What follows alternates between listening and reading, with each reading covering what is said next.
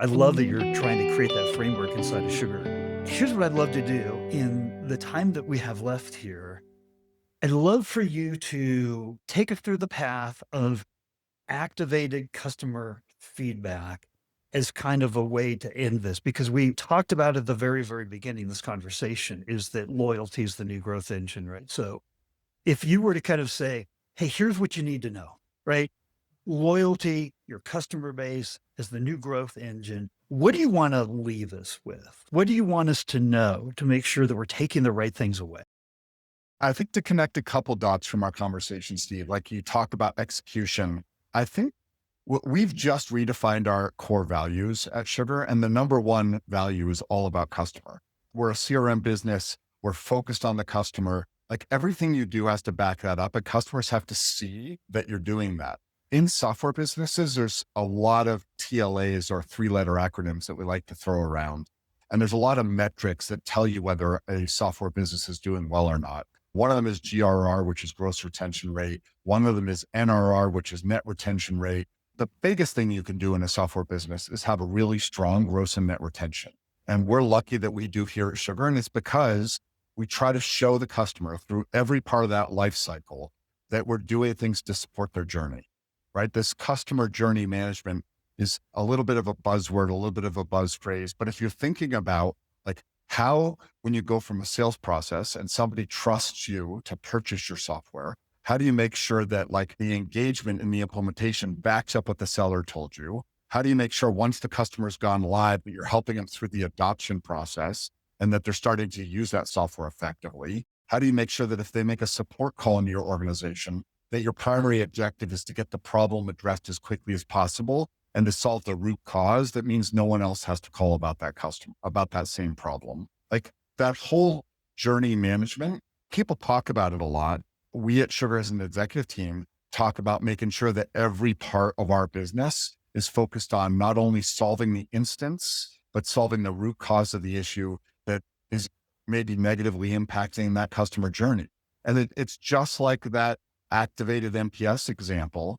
It shows the customer that if they're going to bother telling you about what's going on, if they're going to bother engaging with you, that you're going to listen and you're going to do something about it. It's really not rocket science. It's just being customer obsessed and following through, making sure the customers see and hear you acting against that value.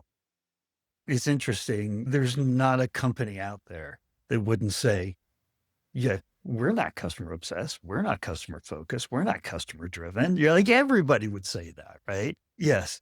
But to your point, it comes back to how do you execute on that?